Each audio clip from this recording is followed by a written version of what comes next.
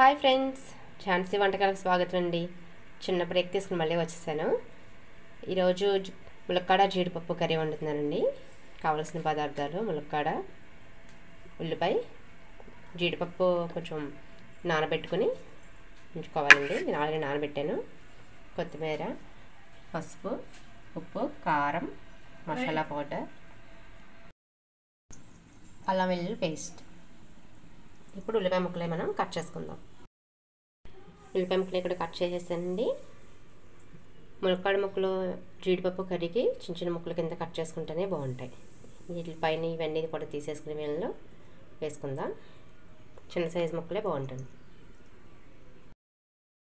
Stove పైన ప్యాన్లు పెట్టేసి oil వేసుకుందాం అండి.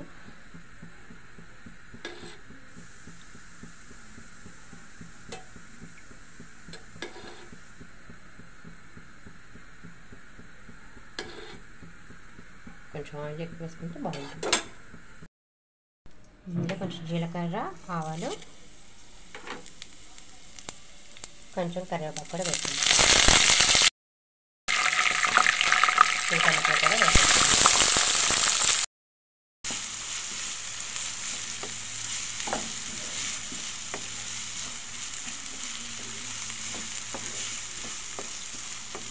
దీనిలో కొంచెం మనం పసుపు, సాల్ట్ కూడా వేసుకున్నాము. ఇంకా మనం బాగా మగ్గుతాయి మొక్కలు.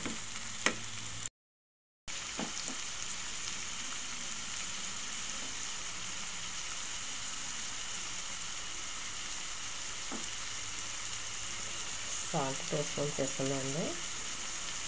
మనం తర్వాత చూసుకుని సాల్ట్ మళ్ళీ వేసుకుందాం.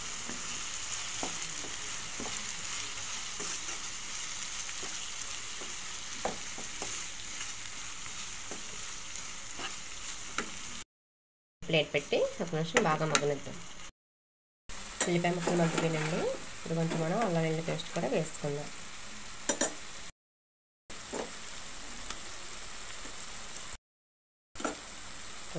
అల్లం వెల్లుల్లి పేస్ట్ వేసుకుని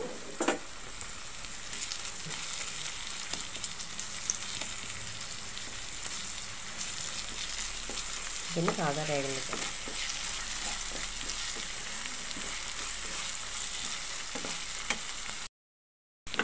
అల్లం పేస్ట్ వేగిలోపు కొంచెం జీడిపప్పు ముక్కల కింద వేసుకుందామండి.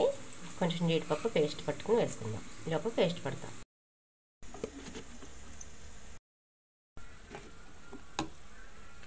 పేస్ట్ అయిపోయింది, వేగిపోయిందండి బాగా అల్లం వెల్లుల్లి పేస్ట్. ఇప్పుడు ఇందులో జీడిపప్పు పేస్ట్ కూడా మనం వేసేద్దాం.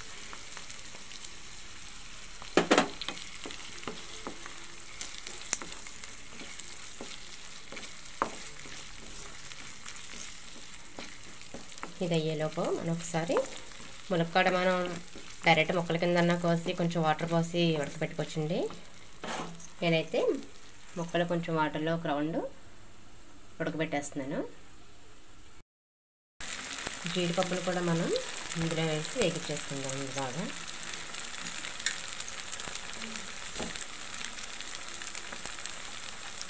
లైట్గా కొత్తిమీర వేద్దాం. మళ్ళీ తర్వాత వేసుకోవచ్చు.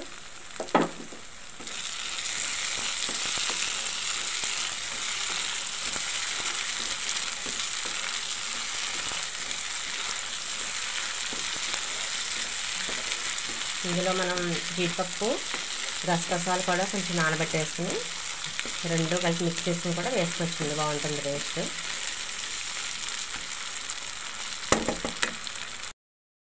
ములక్కాడ ముక్కలు ఉడికిపోయినాయండి. ఇవి వాటర్ తీసేస్తాం. ములక్కాడ ముక్కలు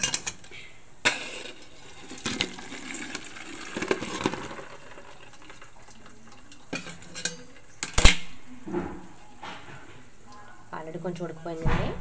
మిగతా కొంచెం మనం అందులో వేసి వేగించాక ఉడికిపోతుంది. ఇది కూడా వేగిపోయింది. మనం ములక్కాడ ముక్కలు వేసేసుకుందాం.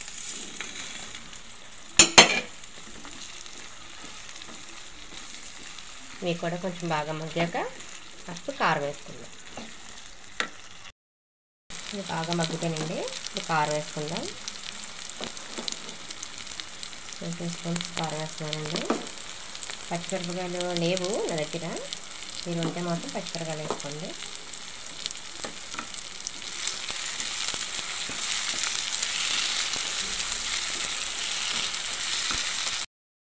కొంచెం మనం వాటర్ పోసుకుందాం. నేను ఆల్రెడీ ములక్కాయ ముక్కలు ఉడకపెట్టాను కాబట్టి వాటర్ పెద్ద అవసరం లేదండి, లైట్గా పోసుకుంటే సరిపోతుంది. మనకి ఎర్లీగా అవ్వాలి అనుకుంటే ములక్కాయ ముక్కలు మనం అలా ఉడకబెట్టుకోవచ్చు, లేదంటే మనం డైరెక్ట్ కూరలోనే వేసి కొంచెం వాటర్ ఎక్కువ పోసుకొని ఉడకబెట్టుకోవచ్చు.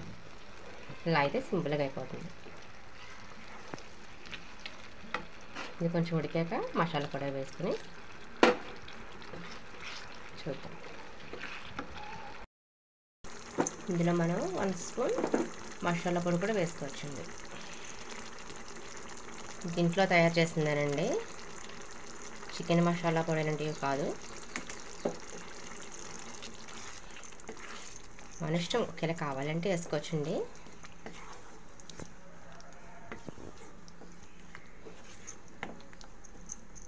కొత్తిమీర కూడా వేసుకో.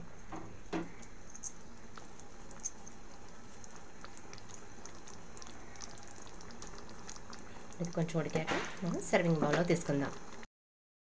ఓకే ఫ్రెండ్స్, కర్రీ అయిపోయింది, పైన ఆయిల్ కూడా తెలిపోయింది. ఇప్పుడు మనం దీన్ని సర్వింగ్ బౌల్లోకి తీసేసుకుందాం. ఓకే ఫ్రెండ్స్, చూసారుగా ములక్కాడ జీడిపప్పు కర్రీ రెడీ అయిపోయింది. మీరు కూడా త్వరగా ట్రై చేసి టేస్ట్ చేసి చెప్పండి ఎలా ఉందో. ఇది రైస్లోకే కాదు చపాతీలో కూడా చాలా బాగుంటుంది. మీకు నచ్చినట్టయితే లైక్ చేసి, షేర్ చేసి, కామెంట్ చేసి, పక్కన ఉన్న బెల్ ఐకాన్ మాత్రం కొట్టడం మర్చిపోకండి ఫ్రెండ్స్. మరొక మంచి రెసిపీతో నేను మళ్ళీ మీ ముందుకు వస్తాను. బాయ్.